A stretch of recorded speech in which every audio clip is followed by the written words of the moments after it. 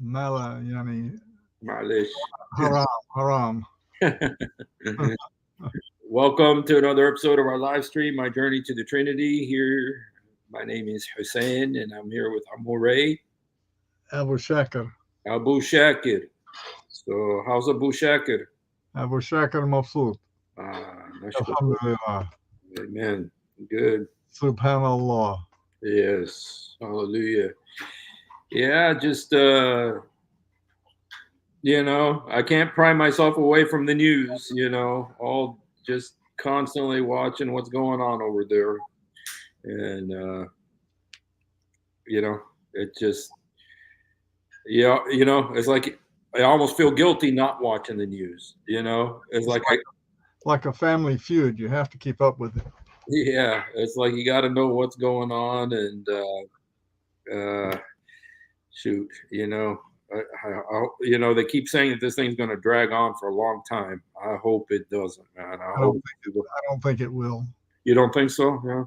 I think it'll be over within a week. Wow. Oh, Yeah. yes, yes, The yes. way the way things are going, it'll it'll be about a week, maybe Really? at the most a month. Anyway, today I've been helping people catch up on the situation. Oh, really? I've been Yes. gi- I've been giving out my book Okay. because people are reading it and saying it helps them understand what's going on. Oh, which book is it? Back to Jerusalem. Back to Jerusalem. Okay.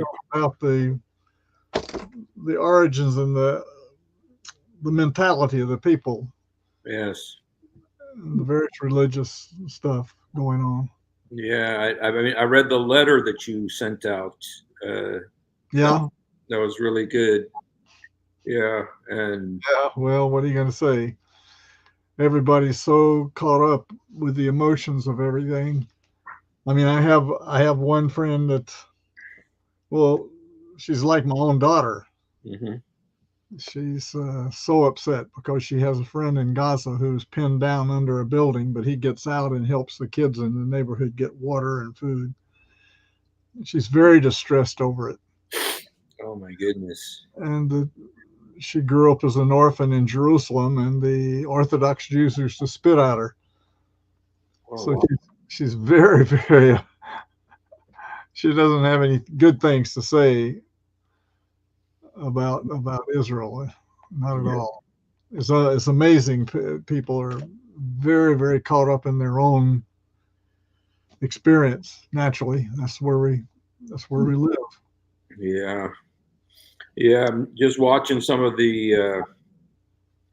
One thing I've been watching is like the some of the protests that have been going on in Washington, and Well, that's all organized. That's being paid for and funded. I already know that.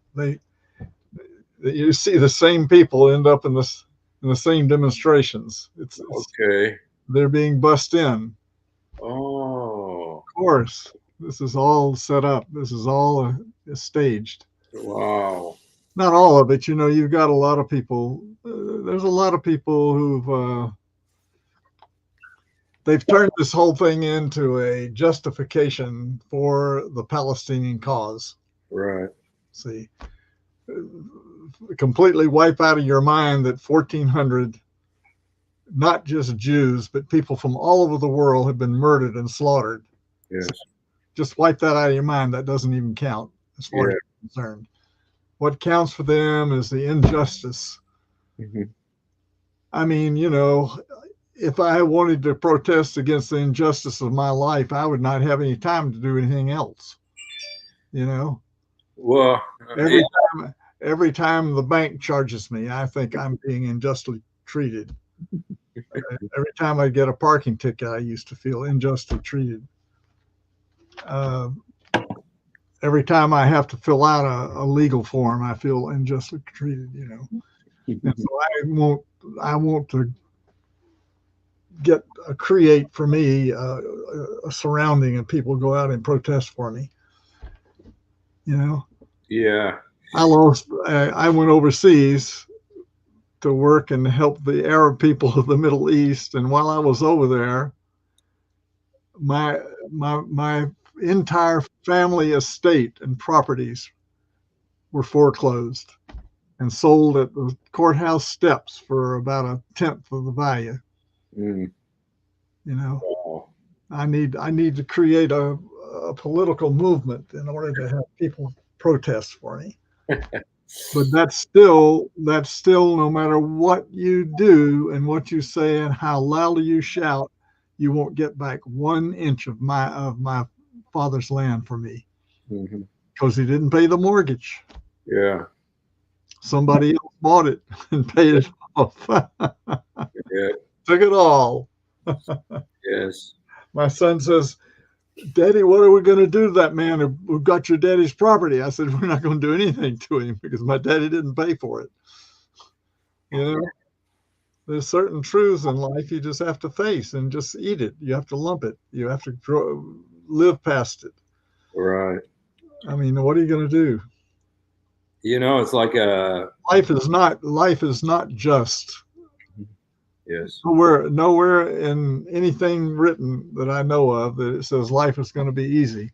And fair. No, Yes. Jesus. In fact, this is it. If we didn't hardly believe anything Jesus taught, one thing he taught us that life wasn't going to be easy. What did he say in John? In the world, you're going to have what? Tribulation. And what's tribulation? It's like shaking. You know, it's a continual earthquake. In life, you're going to have an earthquake. Yeah. And I don't know a country of the world. I don't know of one yet that the people living there or their ancestors hadn't kicked somebody else out. Yeah. Or took their land or took part of their land or moved them, put them into a camp. I don't know of a country in the world that hasn't happened. Yeah. So, I mean, really, we could basically have revolution all over the world. Mm-hmm. If everybody wanted to settle all their debts from all the ages. Yes. You know, think about the Irish, think about the Armenians, think about the Armenians. The Armenians are a worse situation than most anybody's ever thought about. yes. I mean, they've really gotten a raw deal. Yeah. And yeah, and they were kicked out of Azerbaijan, and nobody even blinked an eye. It doesn't hit the world news. This is it. Some people are very, very smart about getting the newspaper and the press on their side, Mm-hmm. which doesn't say right or wrong. Mm-hmm. So yeah, you know, I've to come to the reality that life is now. Mm-hmm. Life isn't 100 years ago. Right. It isn't 50 years ago. It's right now. Right. We have to learn to settle our problems right now. Mm-hmm.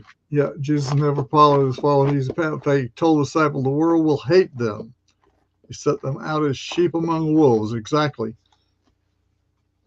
We've gotten so comfortable in the United States, and we've had so little persecution here and so little real problems.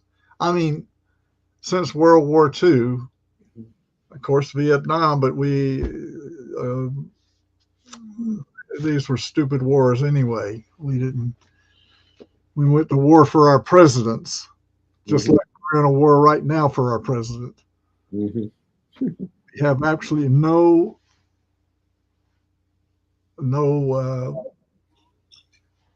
situation in which we're involved in except that our president says we need to be. Mm-hmm.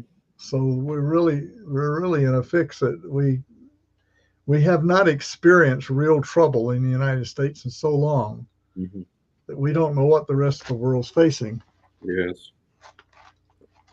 Anyway, that's just a bunch of talk and a bunch of fluff. What you got on your mind? Yeah, well, you know, that's kind of, you know, I wanted to, you know, I watched a speech by one of the leading guys of Hamas, and it was an interview. And Oh, the guy I heard that he said from the min al-Nahr ila al-Bahr. well, they're saying that's the light stuff. I'm talking about, if I just play this for you, just because I kind of think some of the stuff he says actually hits at some of the roots of this situation when I saw it. And the guy's name is Ghazi Hamid. And let me see. Yeah, I heard him. Oh, you did? Okay. I mean, if I just put a little bit of this here, just see. Oh, that's all right. The thing is people understanding what he's saying. Yeah, I think it is in English. So yeah. In Beirut, Lebanon, we sat down face to face with senior Hamas official Ghazi Hamid, pressing him. And where is he? He's in hostages his organization is in Beirut. Yeah, I think he is in Lebanon. Yeah, but I heard he's living in mansions in Qatar or somewhere. Well, that's the rest of the crew. Ismail Hani, really suffering for the Palestinian cause, you know. But you know what? There was a reporter from England, and I gotta admit, I was impressed because the reporters are, left wing and all this, but she actually said, because what the guy said is, we are the people of martyrs and we are happy to give martyrs to this cause. And she said to him, but you're sitting in an air-conditioned room in Qatar. That's right. I said, thank you. Wow. That was, yeah. So anyway, let me just play a little bit of this here and just to hear what he says here. Is holding in Gaza tonight. Will you release all of the hostages for a complete ceasefire? Look, I think we are a human being. We want these people to go home. We want them. And also we want our prisoner now to go home.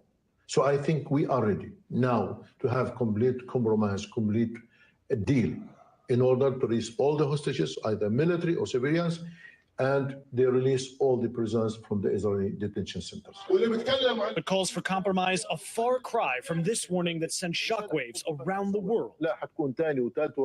Hamad saying the Hamas terror attack on October 7th was just the first, and that there will be a second, third, and fourth attack on Israel. Did you hear that? That he said that there would be this is the first attack. There's going to be a second. Yeah. This is he's the hardliner, and the other guy is the softliner. This is a typical political game that's played. Yeah. One guy is soft. It's the good cop, bad cop. Yeah. There's one thing he said. How can you ask for a ceasefire? How can you ask for Israel to stop their aggression when you go on television in Lebanon here last week and say that you will continue your aggression? You will continue to launch October 7th again and again. What do you want us to do? To stop? If you're asking for a ceasefire, it has to be two ways. No, I am talking that we want to continue against occupation. This is our national, our legal right to fight against occupation. Okay. This is a word that keeps coming up, occupation. Can you tell us what that means? That they want in every single interview. Okay, here, great. Okay. Let's get this word occupation. And where are they talking about being occupied? Okay. The occupation comes up about the land west of the Jordan River that was supposedly it's two occupations. Mm-hmm. The main occupation is the entire land of Israel. It's occupying land that was formerly owned by Arab owners. Well, by the way, if I ever write this book, I keep thinking about it, but I know I'm not going to make anybody happy. Nobody's going to be happy with me if I write it. Because I have seen the land deeds to the entire Valley of Israel as Dreelan, from Afula down to Tiberias and to the Jordan River. I've seen the title deeds in a home in Nazareth, a famous family in Nazareth, a Muslim family, and this one man and his family, he inherited all these lands. he showed me the Kawashin, the Koshans. Yes, Kushan. Okay, that was back in Ottoman time. The Ottomans, see, people don't realize the land was occupied by the Ottoman Turks for 500 years. Right. All of a sudden, we have all this outcry about the Israelis, but the Ottoman Turks controlled the whole Middle East, that area, for 500 years until World War II, World War One, and then the English beat the Ottomans, and that's where you get Lawrence of Arabia. Yes. Lawrence was a British spy who led the Arabs in a great victory, supposedly over the Ottomans. Good for you. What's her name? Pepper. Filfil. Yeah. Okay, so that we would say, I don't know which occupation you're going to talk about. Yes. See, this is the problem. Yes. And before the Ottomans, who they take it? They took it from the in the 1500s.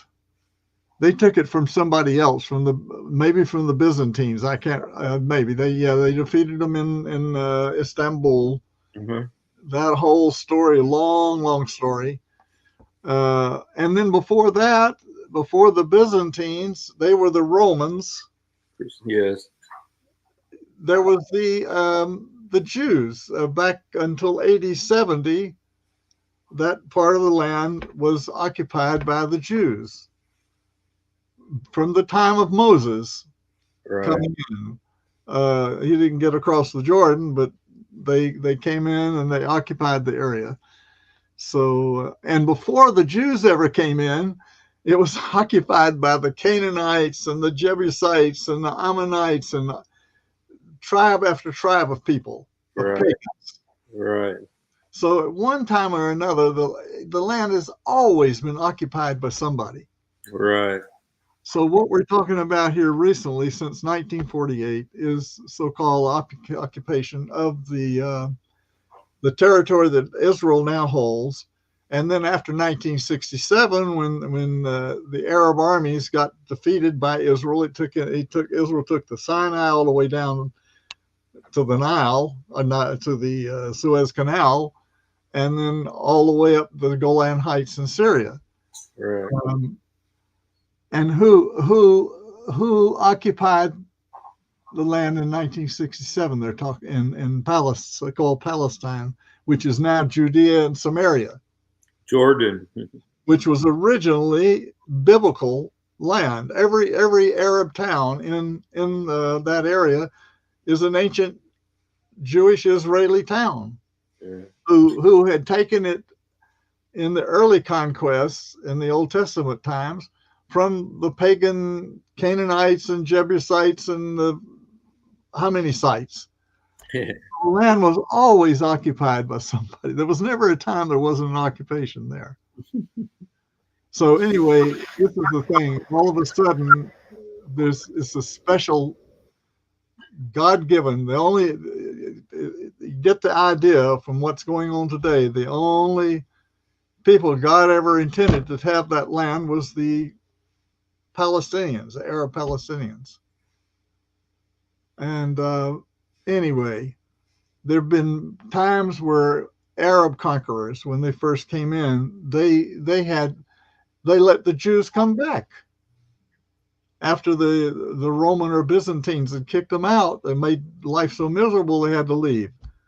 There were Muslim empires that came and let the Jews come back and live. And so, we don't have a Palestinian leader, unfortunately, today who knows the history and who's magnanimous enough, like Omar ibn al-Khattab, who the troops from Arabia took Jerusalem in the 680s.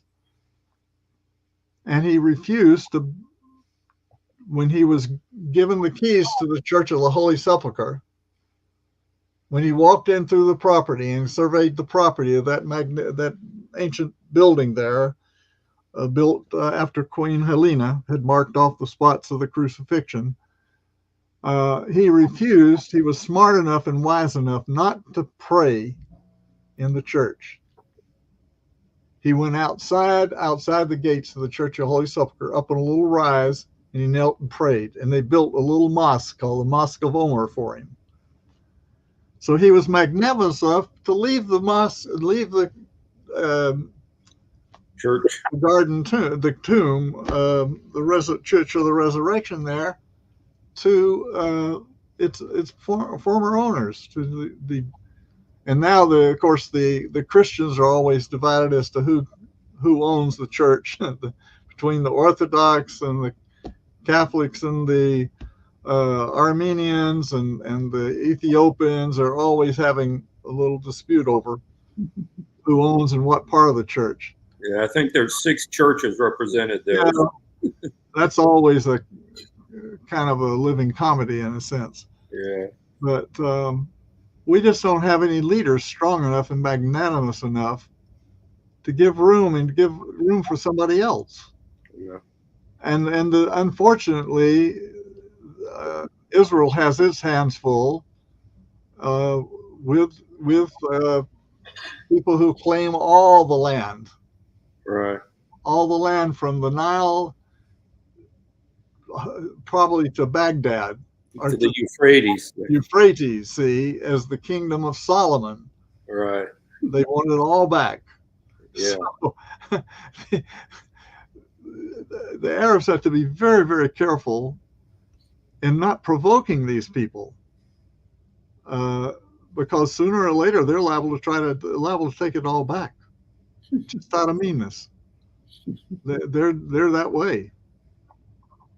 You don't want to cross them. So, and they haven't learned yet that every time they kill a Jew, the Jewish settlers will go and build a city on that spot. It's the seed, like the seed of the martyrs, we say, the blood of the martyrs. They'll set up a tomb for some saint. They'll find a saint or a Jewish rabbi, and they'll build a tomb for him there, and then they'll build a city around it. So everything goes to the opposite. It's never like you plan it. Mm-hmm. And it's so sad because you feel this tension and this animosity in the Quran between the Jews and the Arabs, and even against the Trinitarian Christians. Mm-hmm. And it's never logical. Yeah. And that's why the blood of the Lord Jesus Christ is the only one who can cover all the sins of the world. Yeah. And this is why in Back to Jerusalem, I tell about all the problems between the Jews and the Arabs and the Christians, and try to give some background as to why this is happening, but then showing how many groups of Jewish believers and Arab believers meet together and pray together and celebrate the Lord's Supper together, and how they're providing an alternative way to peace. And they're probably now better than 30,000 Messianic believers in the Holy Land now. Jewish Messianic believers in Jesus. Hallelujah. And there are many thousands of Christian Arabs there. So they're the solution. Yeah. It's so interesting that Jesus, the story of Jesus is really the whole story from his birth to his crucifixion and resurrection is about occupation too. Oh yeah, see, and this is I've had Arab Christian friends who built their ministry and their politics around this occupation mentality. Mm-hmm. That Jesus faced in his own time. Their land was occupied by the Romans. It was ruled by the Romans, and Jesus on his crucifixion was carried out by the Romans. Right. That's why I say the Quran is correct. The Jews didn't kill Jesus. It was the Romans who killed him.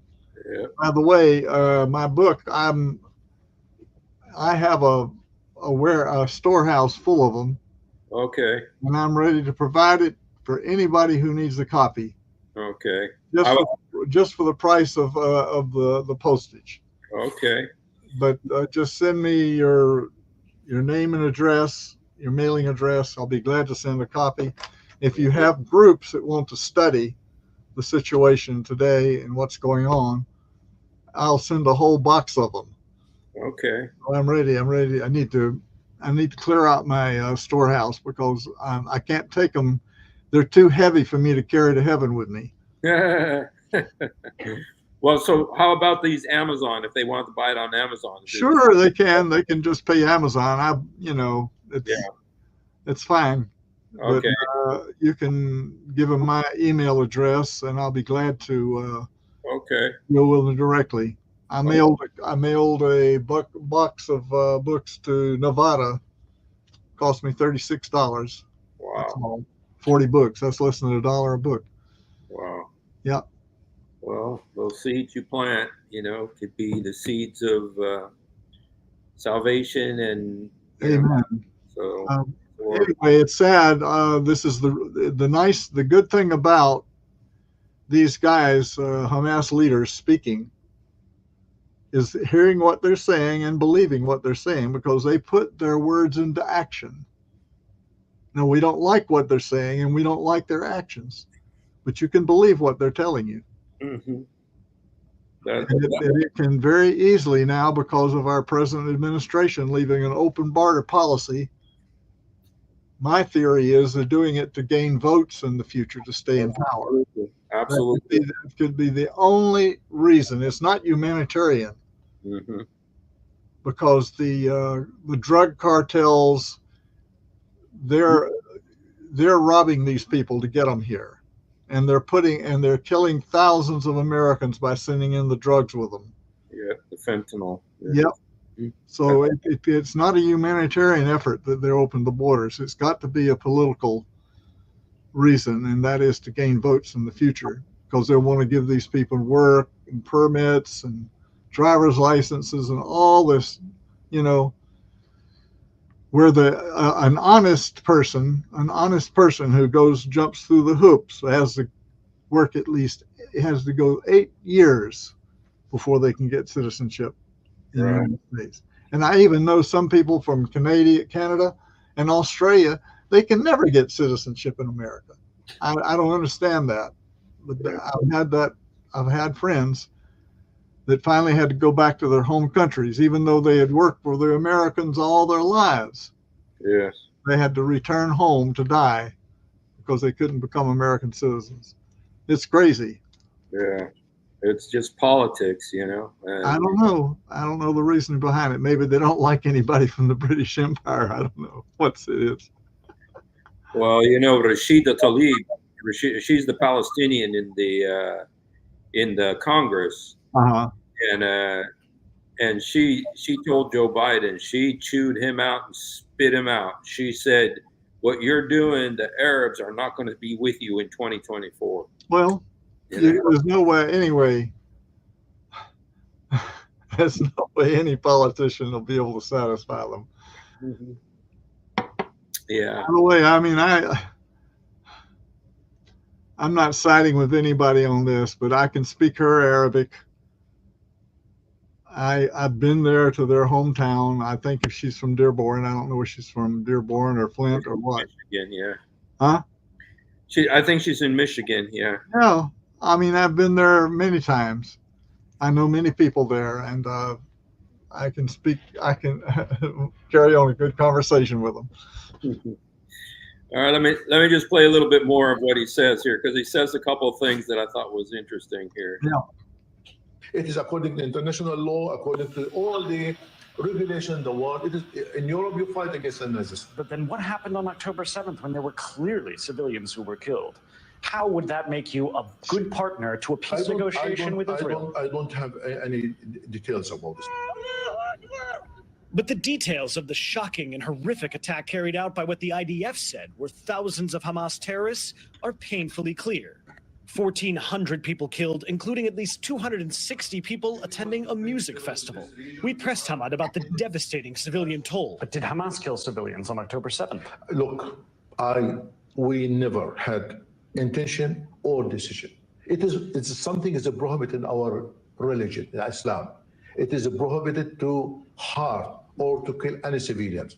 But what happened maybe in the first day that when people went inside and there is a wide area, there is people, there's some complication there, we are against killing or hurting the civilians. And yet the world saw plain as day. This is 10,000 who were killed in Gaza. 99.9% are civilians. You want to talk about the civilians in the Gaza Strip, and I'm happy to talk about the civilians in the Gaza Strip. What about them? Did they ask for this? They knew that they would be punished by the actions of Hamas. They have no political alternative to Hamas. They do not vote for another organization. You forget that about 2 million people since 17 years living under the sanctions and blockade and embargo and collective punishment. You forget that? I have not forgotten. I've been to Gaza many times. 17 years living in very miserable situation. And no one. Would you like to comment on anything he said there? I was in Gaza before he was. I was there in 1967. And there was peace in Gaza in 1967. There was peace in Gaza probably up until the 1980s. And the Gaza people were flourishing. All these buildings that Israel has collapsed, they were all built by the Gazan people with Israeli money. Mm. And, people were living good up until our do-gooders brought back the Palestinian Authority and let these people take over again. They've not been able to succeed on their own ever. There's no place they've succeeded on their own is the problem. Mm-hmm. They always have to have an authority over them, keeping them civil. And this is partly biblical prophecy and everything, not prophecy, but details from the Bible. Yeah. And this is known. This is a personality trait. And they had, my Arab friends admit this among themselves. So,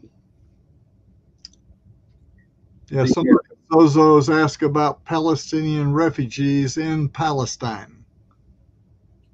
I worked for nearly 40 years with Palestinian refugees in Israel and in the West Bank and in Gaza. They're all over. It's sad because in 1948, when Israel declared itself a state, there was an Israeli gang, a group called the Irgun that did commit some atrocities against the Arab community in retaliation to the atrocity that had been committed in the wars before that. Everything always has a reason. There's always in this retribution. In retribution, you never finish. You're always fighting each other. And many of these people became refugees. Some of them fled to Jericho and to Gaza.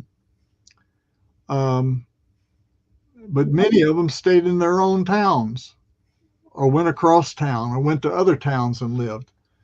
So one of the towns where we had a center, a ministry center, a kindergarten, and a teaching center, were all refugees from several towns in the Valley of Israel. But they lived there. They were Israeli citizens. They paid their taxes. They went to school in Arabic and Hebrew and English and lived as good citizens. They didn't fight Israel. They lived as citizens. So that was when I was started out. I think there was over 100,000 of these people. When I left, there was a million, more than a million, and now there are 2 million have grown to that. People don't understand what's going on the ground over there. Yes. And the another thing, that I was going to ask you to say is, because it's a very popular phrase, and you already mentioned it, but I wanted you to maybe go ahead and comment on it, because we keep hearing it over and over and over again at all the rallies and everything. Yeah. Is from the river to the sea. Yeah. Well, this. Look.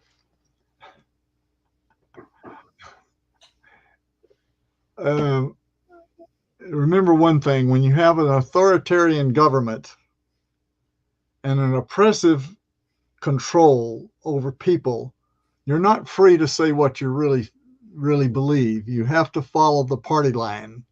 Right. And the Islamic radical view is that Muhammad's followers liberated the entire area, from the Byzantines. They basically freed it from the Byzantine control. This was back in the 680s. Umar ibn al-Khattab and his army, and other maybe armies.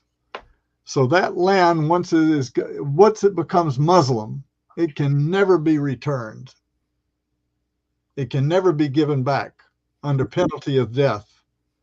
Now I'm suspecting, and I've got to make a note to myself to investigate the Sharia law which governs Islam. There's 4 different schools of Sharia law in Islam. Right. The one I've studied the most is the Shafi'i school. But I've got to look in there, and I'm sure it's in there somewhere, about how Muslims fight, what they can do in war, and how capturing prisoners, and what they do to the women and the children and the booty. Yes. By the way, you know that Muhammad took a khums. He took a fifth. 20% of all that his armies captured, he took. Yes. And the various commanders after him took it. This is known. This is accepted in the Middle East. Right. So yes. I want to see what these are secrets. These are not known. These are not public. Yes. The secrets of Sharia law about how what Muslims can do in fighting. Mm-hmm. It's not like our international laws. Like he says, this is against the international law. The only time they use international laws when they're talking to Westerners. That's one thing that is so amazing to me. This guy knows the Geneva Convention. He knows UN, and they don't abide by any of it, and yet they know it. But it doesn't make any difference about you. Your enemy has to abide by it. See. You know, one of the major events in the history of Islam, I think it was about 100 years, maybe or less, after Muhammad died, was in Damascus, right? Where they invited all the Umayyads. The Umayyads were the beginning leaders of Islam that went out and conquered the Middle East from the Umayyad sect from Mecca. And an Abbasid leader who was the other schism from the 2 different tribes in Mecca. The Abbasid invited them all to dinner one day, and they laid a big skin mat out on the floor of the palace there, invited them all this big feast. And they actually slaughtered every one of them. Oh. They slaughtered 100 leaders of the Umayyad tribe. That's where the Umayyad dynasty of Islam, which was 100 years after Muhammad, it ended. Okay. Their leaders were all slaughtered right there, and they on this skin, their blood soaked it. Wow. One of them escaped. Okay. One escaped across North Africa and went into southern Spain and set up another Umayyad empire in southern Spain. That's why the southern Spanish, El Hamra, they were the Umayyads. Oh, my goodness. He was the only one that escaped. Okay. And Gibraltar, the stone of Gibraltar, Yeah. is in Arabic is Jebel Tariq, named after the Muslim general who conquered the area for him. Yes. Jebel Tariq, Gibraltar. Yes. So that's history. Well, they Islam is thrived on bloodshed. Not to say that the Christians have been much better. The Byzantine Christians, they thrived on poison. Mm. Anytime they wanted to take out a leader from their opposition, they poisoned him. Okay. This was the favorite way of assassination for the Byzantine Orthodox Church.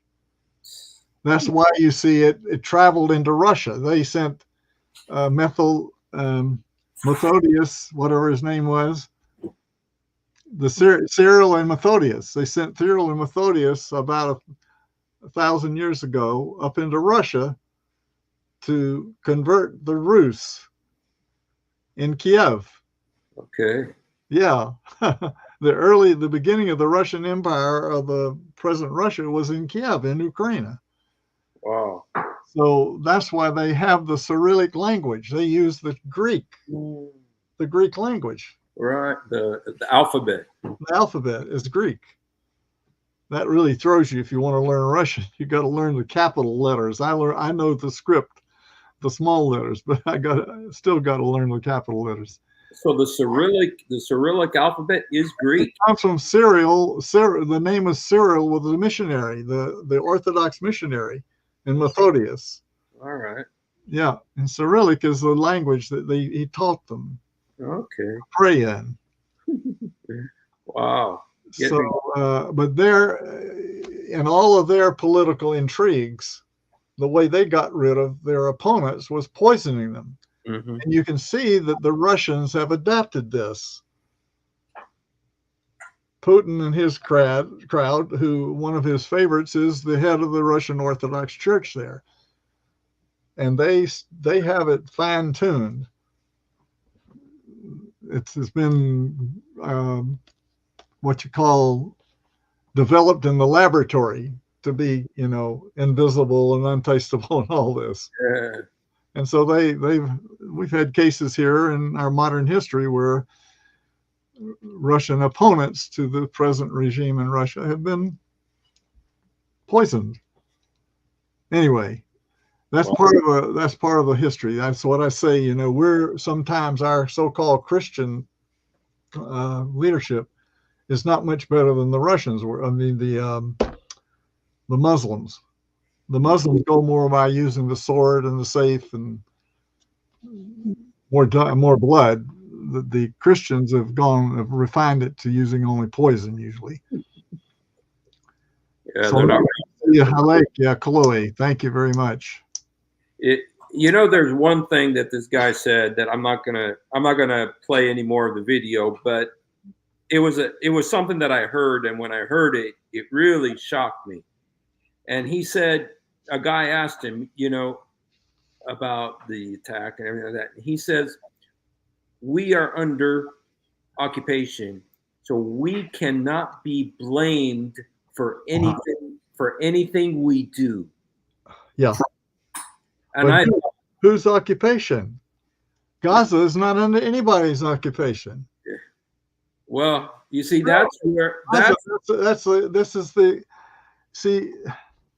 look, in the colloquial understanding, the common understanding of truth and error or lying among Muslims in the Middle East is that there's at least 3 reasons you can lie. Yes. One is to tell each one of your wives that you love her best. to keep peace in the family. Okay. The other reason that you can lie is to convert a person to Islam. You can tell them how great and wonderful Islam and how it's a religion of peace and love and all this in order to convert them to make them Muslims.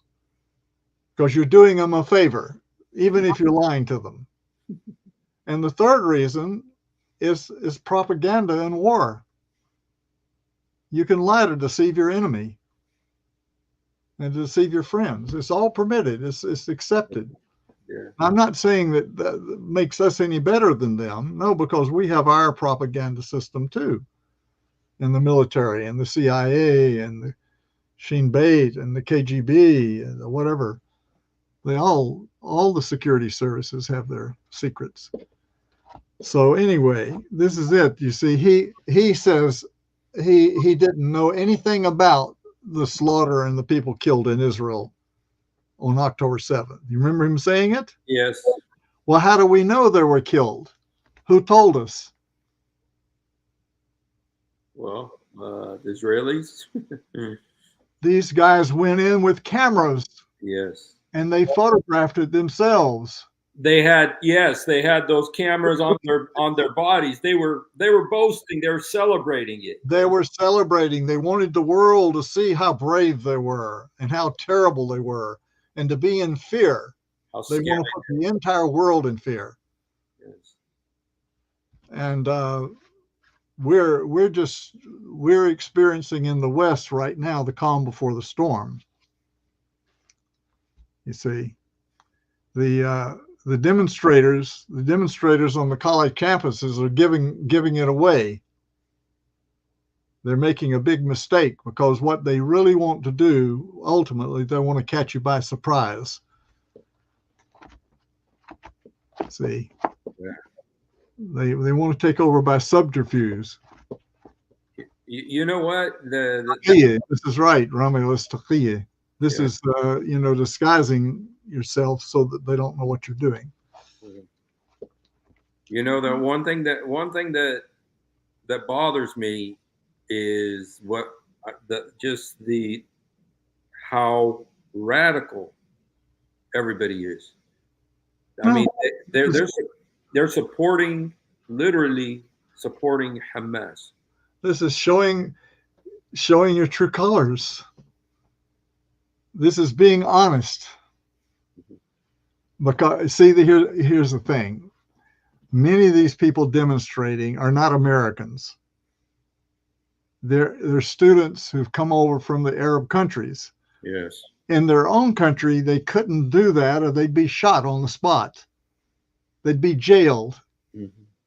They'd be tortured and jailed and interrogated if they were to go out and demonstrate like that. In China, it's even worse, because now they've got the technology. They can put your face on the computer and they can pull up everything about you. We're getting there. We'll get there, and we'll get there quick because of what's going to be happening in the United States in the future.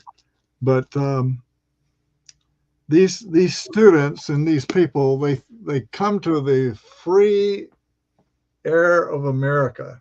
Yes. Now they have freedom. They can say and do the things they wouldn't dare do in their own home countries. See? And they know that because of our present liberal regime and leadership in the United States, and calling off, putting down the police and law enforcement, and they see what's happened in Seattle, they see what's happened in Portland, they see what's happened in Chicago and other places, they're saying we can do what we want. And they're being paid. They're being paid. It's all being coordinated. It's been orchestrated. Mm.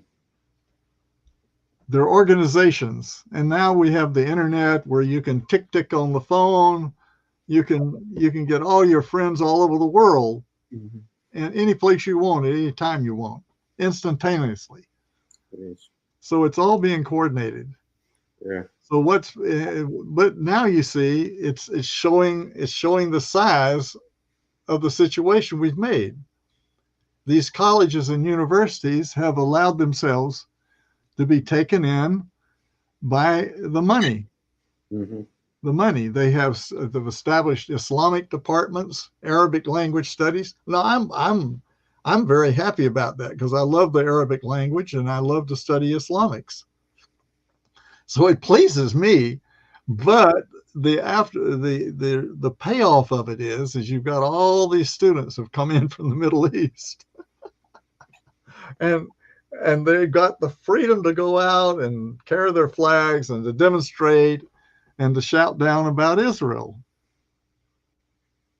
See, this is this is our freedom in America. Yeah.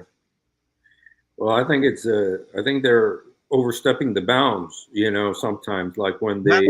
That's only your opinion and mine, you see. I'm not saying that. I'm saying to all my Palestinian friends, please, for your sake, don't go to the demonstrations, because you're going to be profiled. You're going to have, one of these days, they're going to open a whole file on you. So you were at such and such a place and you said such and such a thing. Bing, bing, bing, bing. I know people this happened to. See, I mean, we're pretty lax and laid back in the United States, and we're very friendly and we're very, simple people. We don't realize how bad the world really is. Yes. But we're not totally dumb. Mm-hmm. And there'll be a day of payoff. Yes. Unfortunately, when you get this kind of stirring up, and it's not a matter. Look, I don't see anybody doing anything to help Palestinians. I work with 100 Arabs in the Arab Club at NC State University.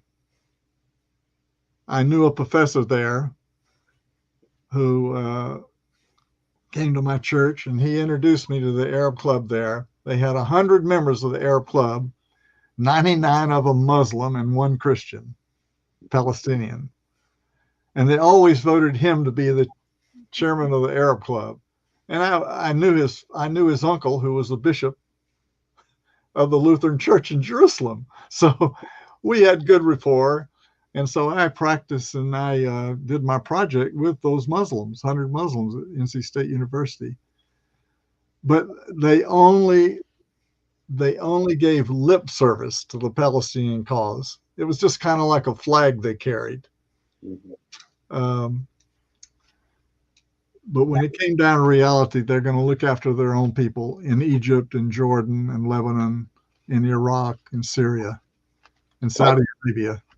I think this is one of those times where I don't know. I've seen it in the news more often than I've seen it before, and that is that I think the West is beginning to see that the Arabs don't want the Palestinians. It's we love them. We want to cry for them, but we just as long as they stay where they belong, keep them. As long as they all come to America, or send them to America. Yeah, send them all to America. Yeah, but they don't want them. The Egyptians don't want them. The Lebanese don't want them. Nobody wants them, And I think they're beginning to see that. Americans don't understand that Hamas and their kin are outlaws in Egypt. Yes. The Muslim Brotherhood is outlawed. It's on the terrorist list. And most of their members are in prison, are dead. Yes. And that's why they're not going to let Hamas come in. Yes. No better. The same thing in Jordan. Yeah. They had a civil war called Black September. Yes, I remember. In Jordan. Yes. In the 70s. So I remember. And in Lebanon, they have completely destroyed Lebanon. It was caused the Lebanese Civil War. Yes. Anyway, well, I love the Palestinian people. I love their songs. I love their literature. I love their food, and I wish I could help them. Yeah. Well, the only help is Jesus Christ. He's the.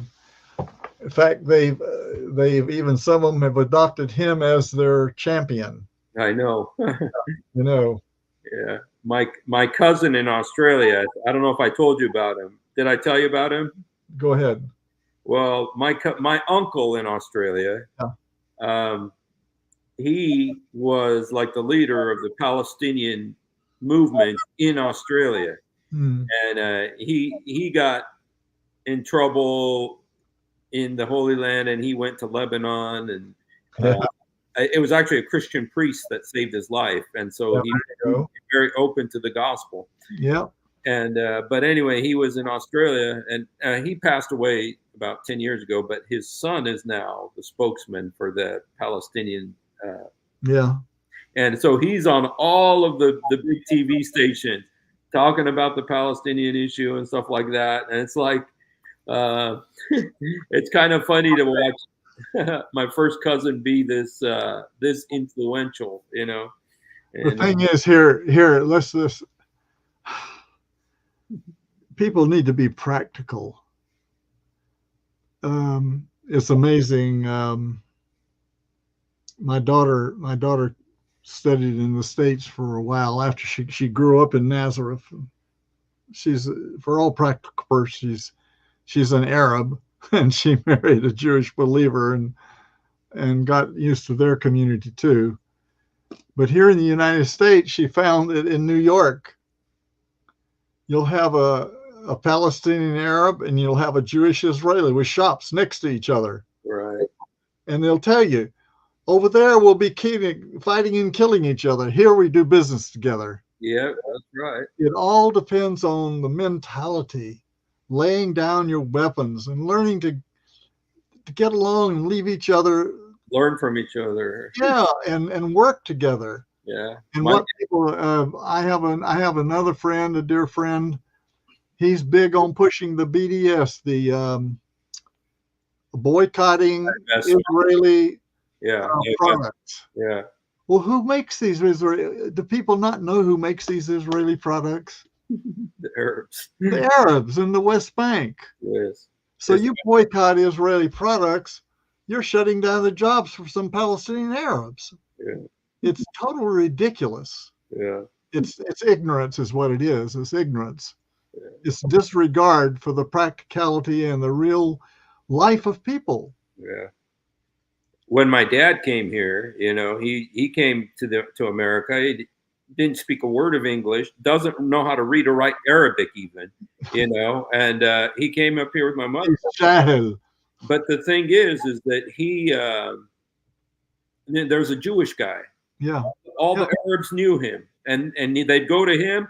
He'd give them like $300 worth of like radios, shoes, and clothes. They'd put it in the back of their car, and then they'd go out to the Mexican labor camps and sell them. Yeah. My dad did that for 40 years, you know, and he learned it from a Jewish guy. The biggest gang, criminal gang in Israel was in Rosh Ha'ain. Ras Alain, near Petah Tikva. Okay. And the Jews and the Arabs were in the gang together. Oh. Robbing, stealing cars, breaking into houses. You know, you couldn't beat them. Yeah. Not that, you know, I'm not advocating it, but it's just that they know each other's mentality. They know each other better than we know each other. Yeah, that's right. And these radical politicians, for their own benefit, come in and get people to raise money to pay them. Arafat died a multimillionaire. Billionaire. A billionaire. This guy you had on television, he has a mansion in Qatar. Yes. See, these guys are all living the high life, and they're beating the drums, the war drums.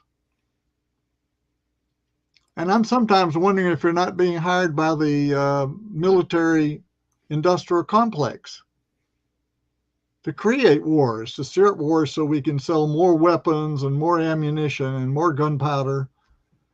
You know, it's amazing. Wow.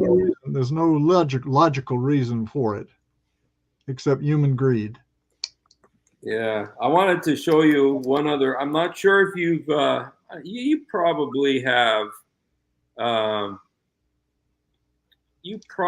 seen this guy. I'm not sure, but this guy, his dad is from Ramallah, and his dad was one of the founders of Hamas, and he got saved. You mean what's his name? Mus'ab, yes. Yes, of course. Well, he's been in the news a lot lately. Yes, of course. He's pushing his stuff like I push my book. Yeah, he was just yeah. Well, his book was a zillionaire book. I mean, it sold so many. I mean, he really, he was very successful with his book sales. But I wanted to show you something he said. It was on a Chris Cuomo interview. I want to hear from a member of Hamas.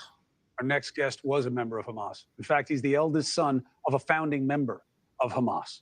His name is Mossab Hassan Youssef, and he fought alongside his father for years. He went to prison in Israel, where he started to see things that made him rethink the situation. He then flipped, worked undercover for Israel. You know how dangerous that is? Working for Shin Bet, that's their CIA, for 10 plus years, trying to expose Hamas. No. Why?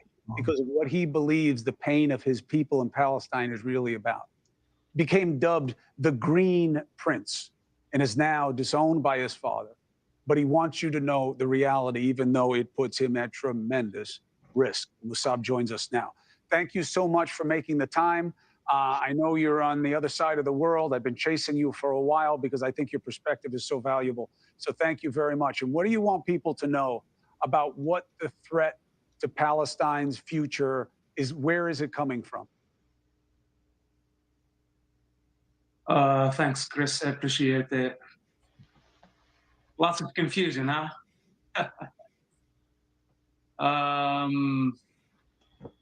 Hamas organization is a barbaric organization, and we have to remove them from power at whatever it takes.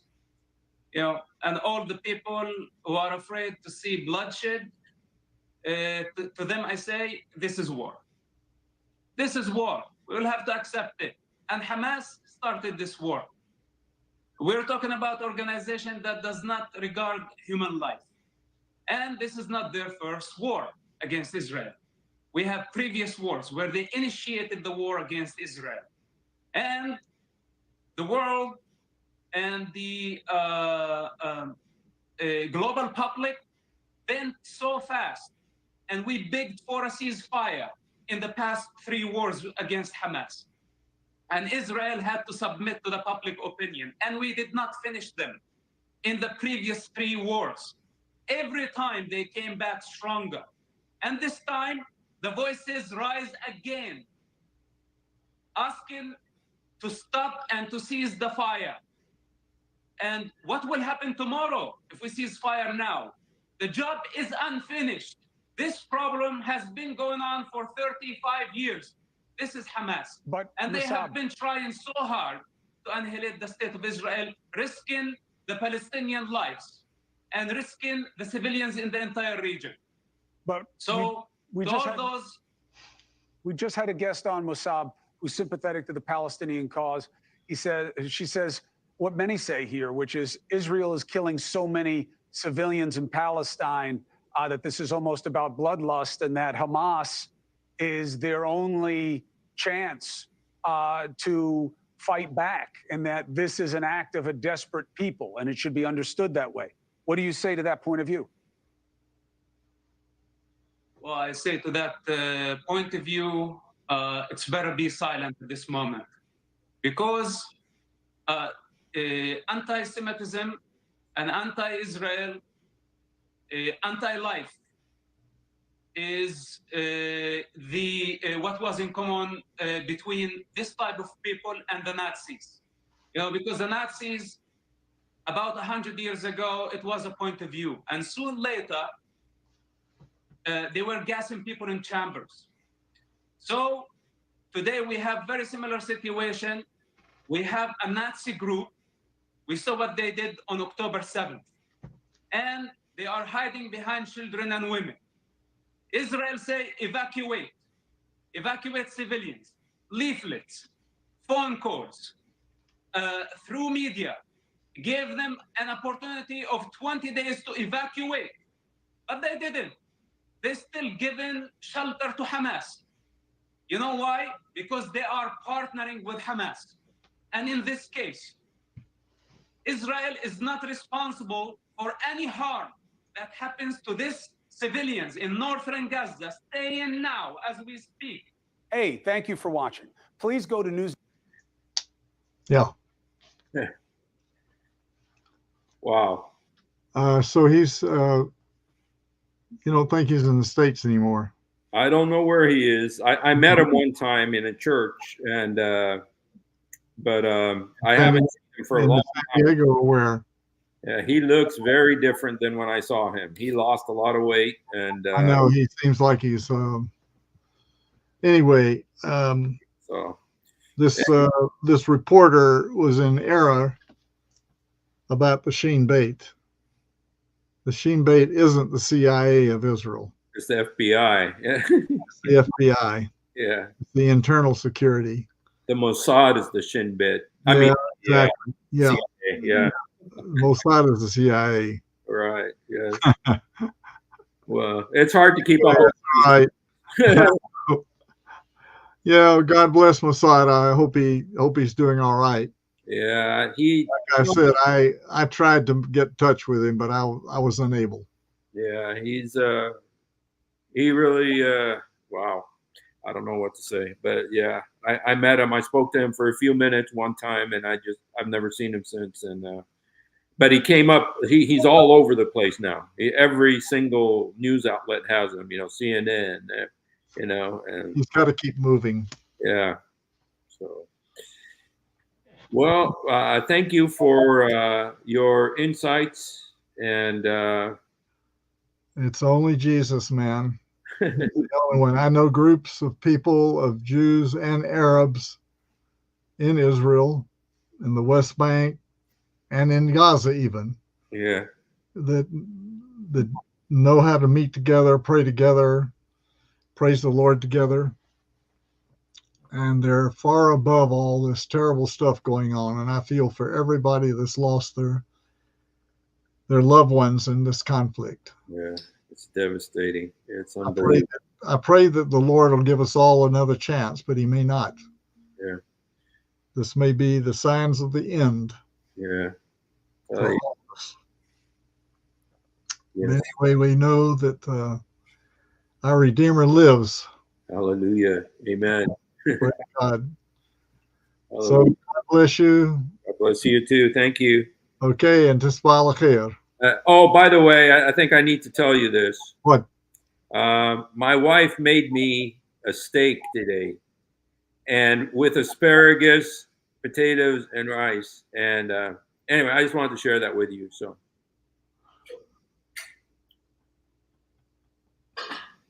Weidenneck, yeah. So, T-bone steak, she said. Yeah. Well, you can freeze one and send it over. We're gonna get it to you. Okay, but I'd rather have kanafi. Kanafi Nabulsi. Okay. Okay. Got up. All right. Yeah. God bless you. Thank Okay, you. and unplug the recording. I want to talk to you a minute. Oh, okay. All right, you guys.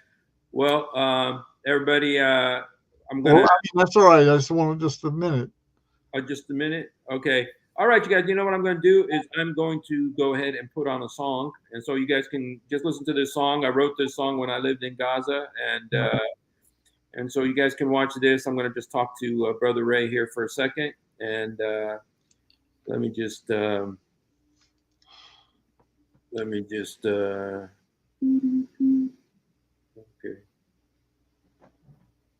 Okay. I know you guys love to hear me sing, especially if Sam is here. Sam Shimon loves to hear me sing. So. Oh, Sam Shimon, tell him hello for me. Oh, you know him? Habibi, how could I not know Sam Shimon if I know you? What's going on? Salamat. Yes, I will. Every now and then he'll drop in. Yeah. And Keep and it we straight out. yeah. Okay. Okay. Now I'm sure everybody is extremely desirous to hear my music, and so shoot. Well, you guys, you know what? This is taking so long. What I'm going to do is I'm just going to go ahead and drop out for a second here, and then I will be right back. Okay. So if you can just go ahead and bear with us, and we'll be back in a minute. Okay.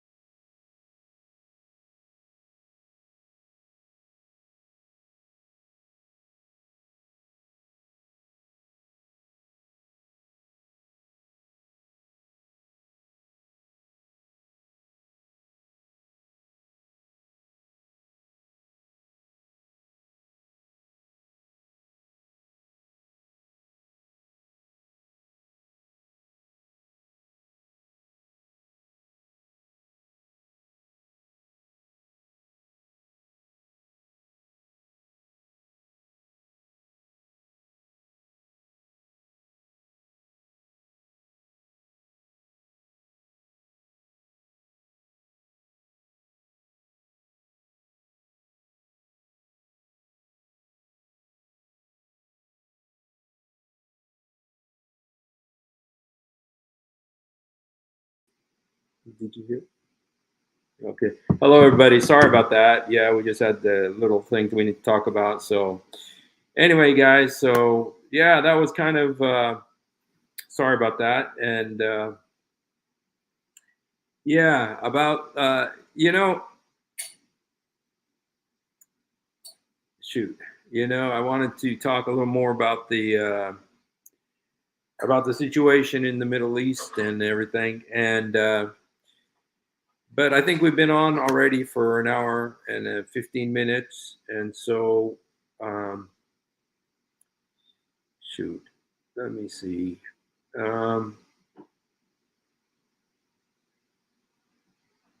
Yeah, you know what? I think we'll go ahead and call it a night, and we'll go ahead and try to. And tomorrow night, I'm hoping to start a new series, and so hope you guys can be with us. And here's someone telling us something.